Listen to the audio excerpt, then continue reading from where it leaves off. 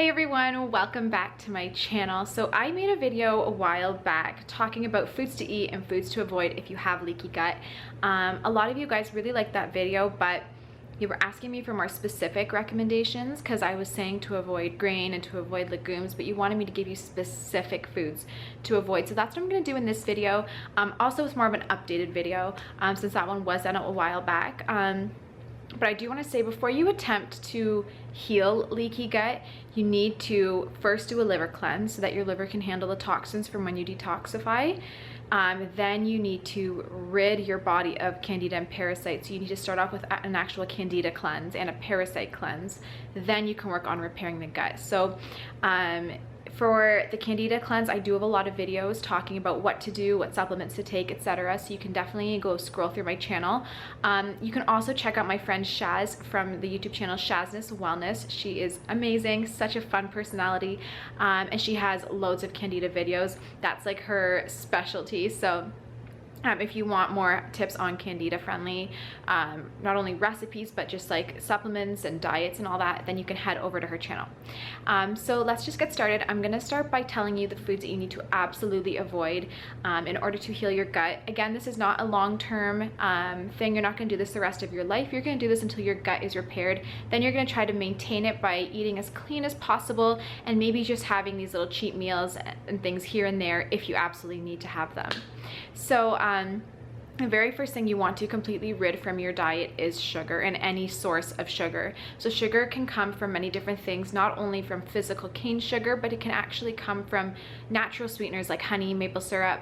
It can come from grains because they are carbs, which turn into sugar in the body. So rice and quinoa, and you can sweet potatoes and squash even, because they're starches.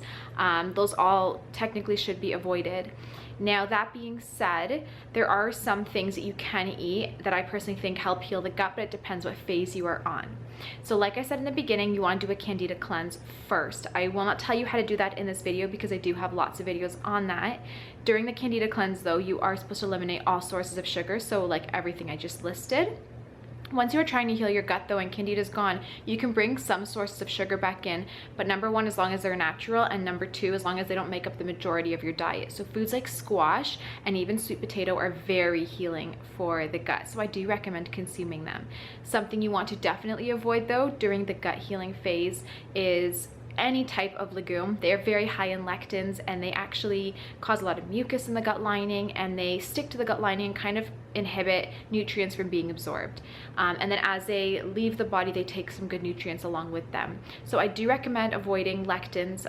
Foods high in lectins would be any type of bean, wheat, nightshades, and most grains. There are some grains that you can have that I will talk about in a bit. But definitely avoid beans or any type of legumes, except like green beans. Those are definitely okay to eat. So I hope that's not too confusing. So just to recap, you want to avoid any type of bean because they're high in lectins, and you want to avoid nightshades. You also want to avoid sugar. So cane sugar is the most important. You can definitely have honey during the gut healing phase, not the candida phase, the gut healing phase. And during that time, you just maybe do like a teaspoon a day. Don't go over that, but you want to also make sure it's either Manuka honey or just pure raw unpasteurized. So you're getting not only the enzymes, but the good bacteria as well. And I would avoid maple syrup even at this point. I personally love it and I do consume it now, but just during the gut healing phase, just try to avoid as many sugars as possible. If you're looking for a good sweetener substitute, I really recommend Yacon syrup. My favorite company is Organic Traditions, but you can get it from many different companies, and pretty much what it is it's YACON, so Yacon syrup. It's actually a root, and it's sweet, but it contains absolutely no sugar, and it's 100% natural. And my favorite part about it is that it's a prebiotic. So it contains fructooligosaccharides, which are actually going to feed the good bacteria in your gut and help them multiply.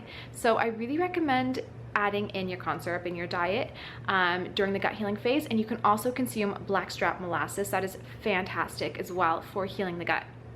So there are definitely some sweet foods you can eat, and you can definitely bake with your corn syrup or molasses or some honey. Just like I said, keep it on like the lower end of the scale. Don't consume so much sugar. And one more thing, when you're doing the Candida cleanse, avoid all sugars and sweeteners. So definitely you can have some sort of sweetener. Now I do recommend avoiding artificial sweeteners, so aspartame, sucralose, anything like that. I recommend avoiding it the rest of your life because it is really, really, really bad for you. They are neurotoxins, so they not only damage your gut, but they damage your brain and really your whole body. They can cause cancer, seizures. Really, there's a lot of things that they are linked to, so I recommend avoiding them altogether. So that kind of covers the sugar end of the thing. Now, in terms of grains, I do get questions a lot about grains and if you can have them. So my opinion is to stay away from grains while trying to heal the gut. The reason is not only that because they are high in lectins, but they are also hard to digest. When you have leaky gut, it means the little microvilli, which are kind of tiny, like little hair-like extensions from your gut lining, are really dull, and normally those would absorb and help break down nutrients and release something called disaccharidases, which helps break down the maltose and stuff from your grains. If you do not have, you know, strong microvilli, which is what we're trying to repair and build up and fix, if they're not strong, they actually can't break down those grains that you're consuming, and those grains are going to actually either sit in your intestines and kind of putrefy and allow bad bacteria to feed off of them and recreate that, you know, dysbiosis, or they're just gonna literally rough up the gut lining because they're not broken down, and you're going to probably see them in your stool as whole grains of rice or whatever grain you were eating, if that makes sense. So I would recommend avoiding grains. If you are to have grains and you're like, I do want to have grains now that the Candida phase is done, you can definitely introduce them, but I would stick to like maybe once a week until your gut is healed. And I really recommend cooking them in, number one, bone broth, because amino acids, when you take them, you know, before a meal or even with a meal, they do help, you know, stimulate digestion. So cook them in some type of bone broth, but I also recommend cooking them low and slow. So soak them on your counter for 48 hours and then cook it on your stove for a long time on super, super, super low heat. This pretty much like mushes it up, so that's a lot easier to break down, you know, from your saliva, and it's a lot easier for your gut to break down if you are to include grains. But definitely you have to be gluten-free 100% or you will not heal your gut, and that's just my personal opinion, but also from, you know, research that I've done and what I've learned through my holistic nutrition school. I always recommend being gluten-free, but again, that's just my personal choice. So now that we've covered grains and sugars and beans, I'm moving on to vegetables. There's not really any veggies you want to avoid. I think all are fantastic except nightshades. So potatoes, tomatoes, peppers, and eggplant. I do recommend avoiding them. They are delicious and amazing, and they can be really good for you, but because they, like I said, are high in lectins, they do cause inflammation, and you just kind of want to keep inflammation really low, especially when you're trying to repair the gut. So I would avoid nightshades until your gut's healed, and then you can bring them back and just have them here and there. They definitely are very nutritious, so I'm not saying anything's wrong with them, just avoid them during the gut healing phase. And that's pretty much it for veggies. You can go crazy, enjoy all your veggies. One tip I do want to say is maybe try to avoid raw veggies specifically. They can cause a lot of bloating, especially if you have like SIBO. So I recommend lightly steaming veggies or lightly sauteing or roasting or baking them. Those are my favorite ways to do it, but don't boil. They do lose a lot of nutrients, not all, but a lot. And if you are to steam them, you can just steam them lightly, so they're still kind of raw. And that's pretty much it in terms of veggies. I eat everything, and carrots are definitely okay to have. Beets are okay to have during the gut healing phase because you would have already killed off the majority of the candida and parasites, so you can definitely introduce some sweet foods back into your diet in terms of veggies. So that I hope kind of covers the main. In terms of protein, you can have protein. Protein is really good for you. Animal protein, I should say. Just make sure it's organic, antibiotic free, and hormone free. If you're consuming antibiotics, that's kind of going to be killing off the good bacteria in your gut, even if it's from the meat source, and it's kind of just, you know, setting you back a little bit. So I recommend having good high quality meat if you are to have it. You definitely don't need to consume it every day or at every single meal at least. But meat is fantastic, and if you can't, you know, if you're vegan or you can't afford to buy organic meat all the time, You can definitely go for, if you're not vegan, vegans can't do this, but if you are not vegan, you can definitely try some wild caught fish, or you can try having more eggs, things like that. They are a good source of protein as long as they're free range, but they're a lot more affordable. If you are vegan, I do have a video about how to heal leaky gut if you are vegan. I'll link it up here for you. And that video just kind of talks about how to heal it without using meat, so make sure you check that one out. And then for fats, I recommend consuming any type of fat you want, as long as it's not processed or hydrogenated, or peanuts. So peanuts are one of my favorites. I am obsessed with peanut butter, but I don't eat it anymore because it is really inflammatory. And I'm not saying to avoid it forever, but just try to avoid it when you're trying to heal your gut, because like I said, it's really inflammatory and it usually contains mold. It's one of like the more moldy nuts because it is grown underground.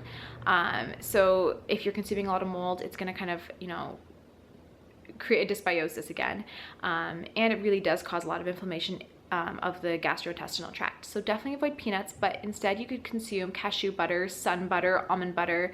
There are so many, you know, nut butters out there, or seed butters that you can have that are fantastic. Avocado is absolutely amazing. So you can go crazy with your fats, coconut butter. So just avoid peanuts. And in terms of oils, I always recommend staying away from canola, canola, sunflower oil, peanut oil, even sesame oil. Just anything that's really processed. And instead, I recommend consuming coconut oil, avocado oil, olive oil. Those are probably the top. Hemp seed or flaxseed oil are great as well. And then of course, like MCT oil is really good too. So it might sound like you can't have a lot. And in terms of drinks, I do recommend avoiding coffee, because coffee really destroys the stomach lining and the gastrointestinal tract. I recommend avoiding anything that's artificial, so obviously sodas, pop, even juice. It's very high in sugar, and most of the time it's from concentrate, so you're not really getting many nutrients there. So I do recommend avoiding, you know, juice and things like that. So it sounds like you can't eat a lot, but there really is a lot you can eat. So I'm gonna just take this last little bit of the video to kind of quickly explain some things that you can definitely consume and enjoy. For fruit, when you are trying to heal your gut, you can really eat any fruit. They're all very good for you, but just in moderation. Don't overdo it with sugar, because that's what we are trying to lower. We're really trying to lower our sugar consumption, because too much sugar will feed candida and create that dysbiosis again. So as long as they're organic too, or at least if you can get the Dirty Dozen organic, which would be like strawberries, blueberries, you know, apples, pears, those kind of things should be organic. So what can we eat? Well, we can eat, like I said, lots of healthy fats, so avocados and nut butters, you know, almond butters, things like that. Those are fantastic. You can eat any veggies you want, just avoid, you know, the nightshade family. You can steam them, you can make salads, you can go crazy with veggies. I love roasting a big batch at the beginning of the week and having it for the whole week to enjoy. You can do lots of soups with the veggies too, and throw in some bones to make the bone broth, or if you already have bone broth protein powder, you can add it in. I'll leave links in the description box of my favorite bone broth protein powders. But you can really go crazy with your vegetables and make like lots of hearty soups and stuff. You can throw in some chicken or some lamb to make like a meaty soup. You can have, like I said, all types of fruits, just, you know, keep them on the lower side. You can consume small portion of grains if they are cooked in bone broth and soaked at least for 24 to 48 hours and cooked like really well, just because you're trying to make it really mushy and not hard. You can have like sweet potatoes and carrots and squash. All of those are so delicious. And of course, protein. You can really go crazy. I always say avoid pork because it does contain parasites. Even if you cook it, you know, really well, you'll still be consuming some parasites, and that's what we don't want. So I always say stay away from pork, but beef, chicken, lamb, fantastic to consume. Turkey is one of my favorite. I love wild caught fish. I love eggs. That kind of covers everything, I think. Yeah, so I go crazy for sweeteners. You can have some raw honey. You can do yacon syrup or blackstrap molasses. So you can make a batch of trail mix with like a bunch of different nuts and seeds and some coconut chips. You can do stevia chocolate chunks in there as well, so they're like sugar-free, and make a big batch of that and have trail mix for the whole week. You can make a big soup for lunches with like tons of different veggies and carrots, and throw in some type of meat, so you have like a hearty soup. And if you want, you can throw a little bit of like rice in the soup that you've soaked overnight, and when you cook rice in soup and it sits in the fridge overnight, it gets really mushy, so that would be a good time to consume the grain. And make a whole batch for your lunches. You can chop up salad at the beginning of the week, or lettuce and veggies, and then all you have to do is throw it together, throw on one of your favorite types of dressing, and you have an awesome salad. So it's so easy to just come up with healthy, you know, ideas for food. I love grilling meat and then serving it with either some type of squash and salad, and maybe avocado, or sweet potato, baked sweet potato and salad or something. So you're gonna eat fairly simple, but you're gonna eat nutrient dense foods, and that's gonna help heal the gut lining. I'm not gonna talk about supplements because I do have a lot of videos about supplements, but I hope that this helps. One final thing, when you are doing the candida cleansing part of the gut healing diet, you wanna avoid mushrooms or any yeasty foods, not because they feed candida, but because mushrooms and any foods that are, you know, yeast, that contain yeast or that are yeast, do create like a lot of mucus in the body and dampness, and that further creates like a good environment for candida to thrive. So I do say avoid, you know, mushrooms and fermented foods and anything that contains yeast during the candida part of the gut healing phase. But during the actual gut healing phase, when your candida is mostly gone, consuming fermented foods, even though they have yeast, consuming mushrooms, as long as they're organic, those are actually going to really help improve the gut and give you those good probiotics and vitamin K's and vitamin B's and stuff that you actually need to help heal your gut. So avoid them during the candida phase, but bring them back in when you're healing the gut lining. So I think I covered everything. I really hope I didn't miss something. If I did, leave them in the comments down below. I don't have any notes, so I'm kind of just going off the top of my head. But if you do want to get, you know, ideas for supplements, I have loads of videos on my channel that you can check out.